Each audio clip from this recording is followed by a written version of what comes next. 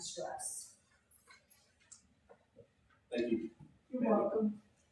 Thank you, Senator Hassan. Thank you, everyone, for coming. First, my name is Kevin O'Brien, and growing up, my family went to the Adirondacks. We summered up there, and we went to Screw Lake for 4th of July every year. At 4th of July, they had a huge parade, and I loved it. Growing up, got to see all the fire trucks, got to see all the flags, the veterans, the police officers, everyone coming together, all the schools, all the students, right, coming down the road. And I felt such pride in that, and that is where I got my patriotism growing up. During the fireworks, right before, they would always ask all the veterans in the crowd to stand up and just be recognized. And I was always amazed for seeing all the people that would just stand up, who have just dedicated themselves to it. So, age of 4, I can remember 4 or 5 really saying that I'm going to serve in one way or another. So I'm going to put forth my effort to do this. By the age of 8, I was sexually assaulted by a neighbor. This neighbor I did not know. I knew of him. He was in my neighborhood, lived around the corner. He was older and asked me to hang out with him one day, and that is when I was assaulted. Following the assault, I developed what's called encopresis. Encopresis is the holding of one's bowels until you can no longer hold it anymore, and then it just seeps out into your underwear. You have no control. So between the fear of that happening every day, the ridicule I would receive from fellow students and peers, and even teachers behind my back, from all of this going on around me, this developed from the assault. This lasted from age 8 until age 18. For 10 years I had this. And it prohibited me from playing sports, prohibited me from being social, prohibited me from doing a lot of things in my life. But it was not taking away from the fact that I still wanted to serve somehow. So what I did was I wanted to be in law enforcement. And so I strived for that. I joined the Police Explorers out in Goffstown.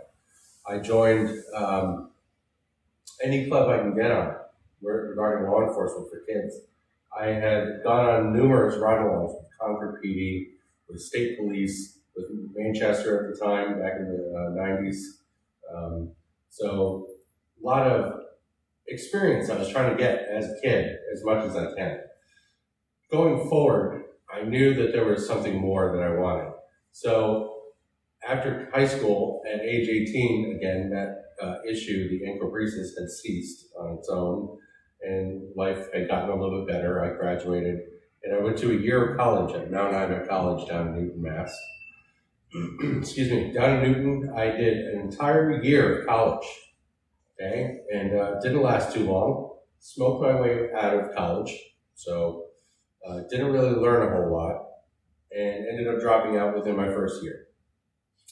During our first year, though, my good friend joined the Marines reserves during that time frame. And it got me thinking that, hey, maybe I could do something like that to kind of get back on track and clean my life up and get out of college. Because obviously elementary school, middle school, and high school wasn't for me. Why would college be for me, right? So I needed it out. So I joined the military. I joined the Air Force, though. I was not going to do the Marines. I was not going to do the Army. I had the ASVAB score proven. So I pressed on, and at the age of 19, I also got married. She was a little bit older from me by about 2 years. And the marriage was rocky, to say the least, at age 19. And I didn't know what I was doing. None of us knew what we were doing, especially just going into the military as well. A few years later, we would get divorced in a very messy divorce, and I would never basically see that woman again. However, what did last was the depression, the thoughts of failure, the thoughts of what am I going to do now, the thoughts of I had my whole life planned. I was going to go into the military, go into law enforcement, have a family, have a wife, have kids, that white picket fence. That was the dream, right? And I was trying to get there. Well, now this happens. So first, I immediately go into alcohol. That's my go-to. Get into alcohol. I'm at the bar probably 4 times a week throughout the week, weekdays, and then both weekend nights. I'm spending well over $100 a night, and I'm getting blasted coming home at about 4 o'clock, getting about an hour's nap, waking up, showering, getting to PT, and then going through an entire workday and then repeating the whole process that night. So it wasn't good. Now, at the time, I was in emergency management. At the time, we were called readiness, and it was, our main job was not only emergency management, natural disasters, major accidents on base, things of that nature. Our wartime mission also served as a chemical, biological, radiological, nuclear, and explosive warfare mandate. So we were detecting on base and finding out what type of agents, if anything, had hit the base or were used in an attack, things like that. So that was my first job for my first 7 years. Again, after this divorce, I was just done. I didn't know what I wanted to do. I was angry. I was very mad. I was aggressive, got very aggressive. And then finally, I got sent over to Pakistan. And Pakistan was my first deployment. And I was over there and did nothing about my job. My job had nothing to do with my deployment. In fact, I turned into we call them dirt boys, and we were just driving trucks, and we were demolishing buildings and demolishing tents and sending assets forward to other areas in the area or in the combat zone, Afghanistan, Iraq, places like that. And I really didn't understand why we were there other than for that reason. I was very angry that I didn't get to use my job that I was trained to do. And on top of that, I got injured. So from all the working and swinging an axe and swinging a sledgehammer, I ended up throwing out my back and knew that I had injured myself, but did not go to the doctor because I didn't want to get sent home. I just dealt with the pain. So eventually that kind of subsided. Now, when I get back home, this is about 2004, 2005 now, and I am sent over to Colorado, and I'm taught to go there and go teach at the Air Force Academy, to go teach cadets basically what to do when the base is attacked by your enemy. Okay, what you're going to do, you're going to have command and control center, you're going to have medics, you're going to have food, you're going to have tents. So the whole war gambit basically is what we're teaching these cadets. And I'm out there for an entire summer, end up meeting another girl, end up getting married within 3 weeks. Another smart move on my part in the marriage department. So that goes on for the next six years. I'm married. We have a child. We are at each other's throats. Literally, it is the most aggressive relationship I've ever been in. And less than physical, it was continuously verbal.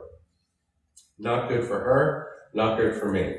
When we had our son, in June of 2011, we thought that we could work it out. Within 4 months, the marriage was over. By August, I was out in the street, got kicked out of the house. I haven't seen my son since then. That was 2011. So now I have an injured back.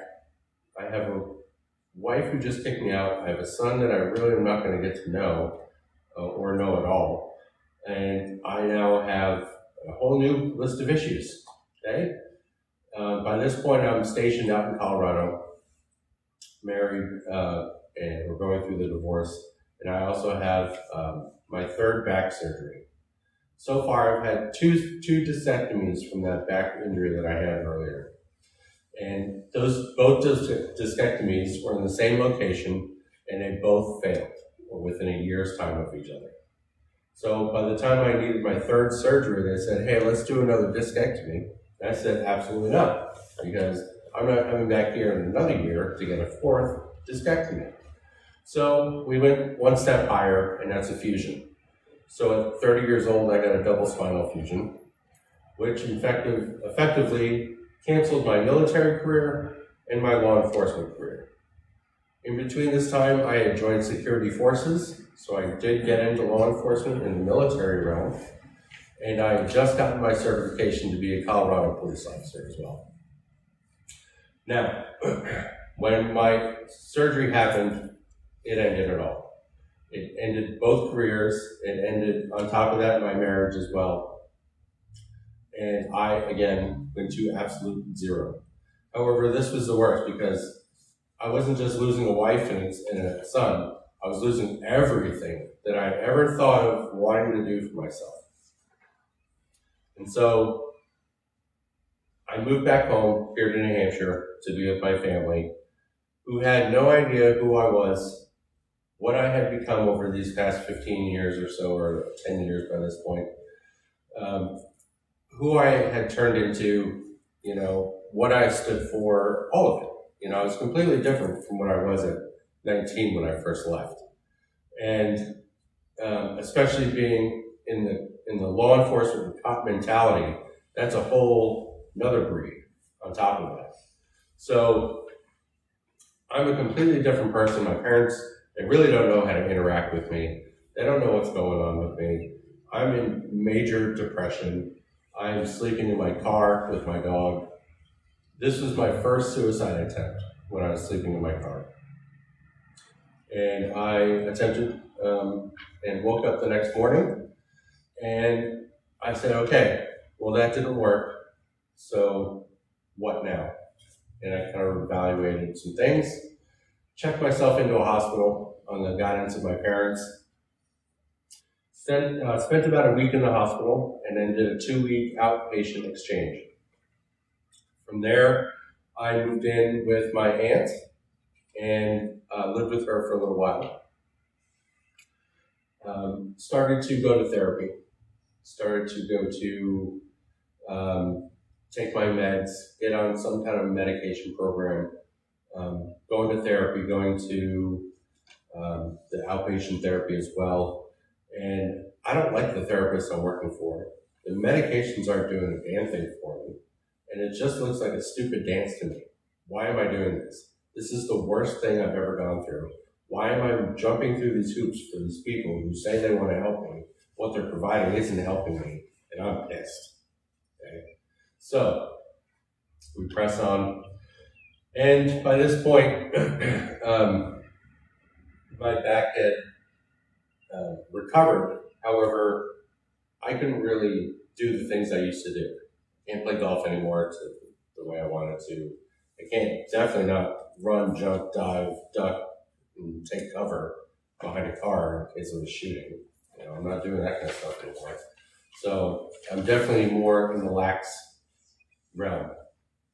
But that's bad because I'm so used to go that now with nothing and nowhere to go, I have all this time on my hands. So back to drinking. Okay? So we go back into drinking and we meet a girl and what do? We get married again because that's what we do, right? So marry her and we end up having 2 kids of our own. We have a stepson together. We recently got divorced within the past 3 to 4 months, recently. However, this woman was my rock and is still my rock. She has supported me from day one that I met her through still today. She saw me in my multiple hospitalizations.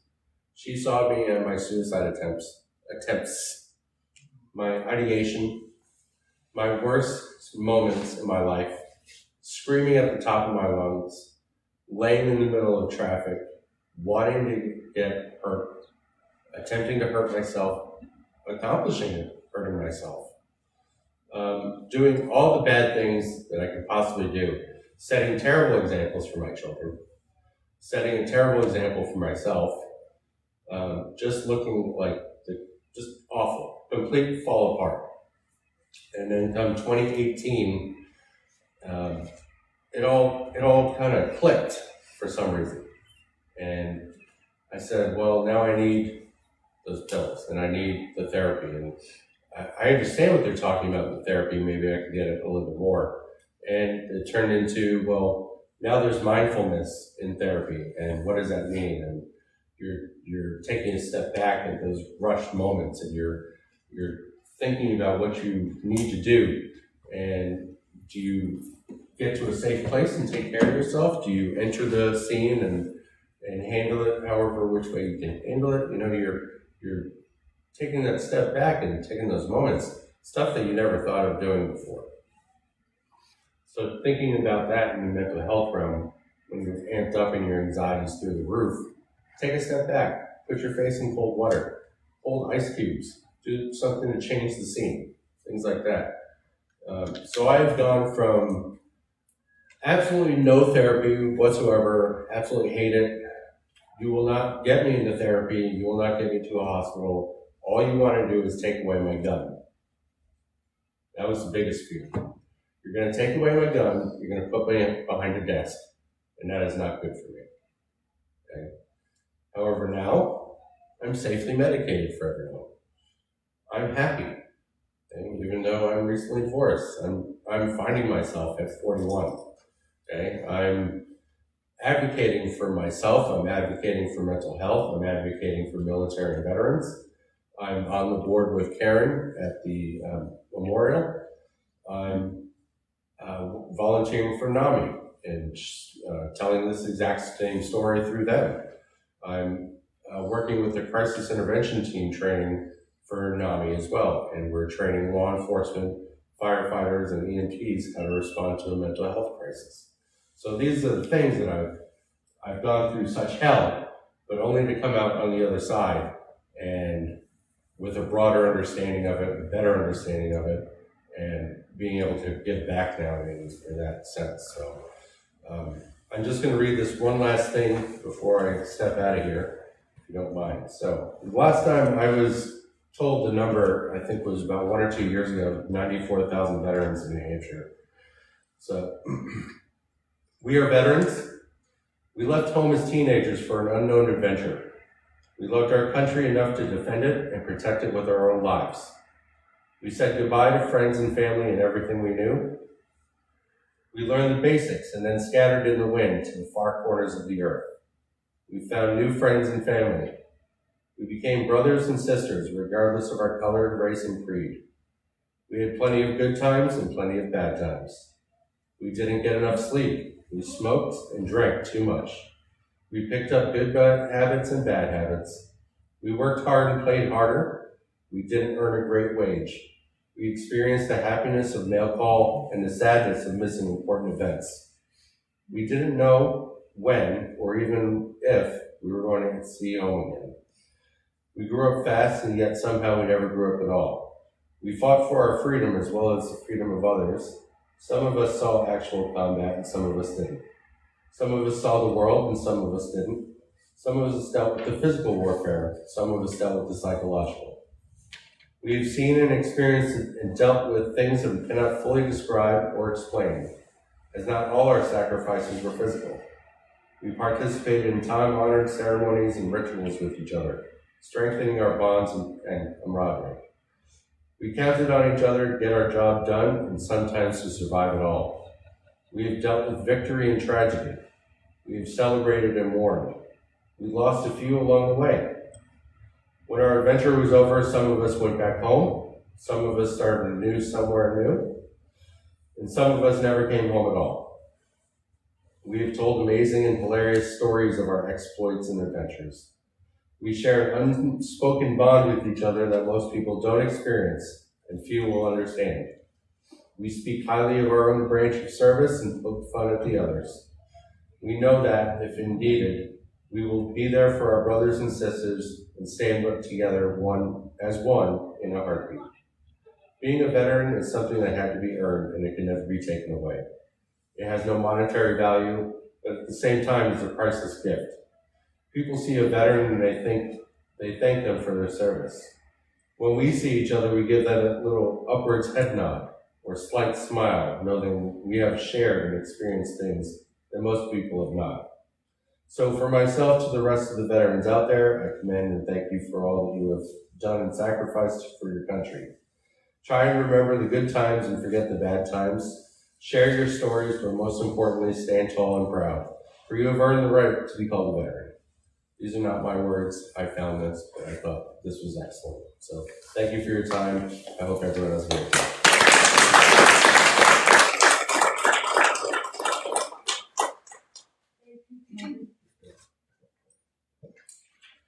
So, the next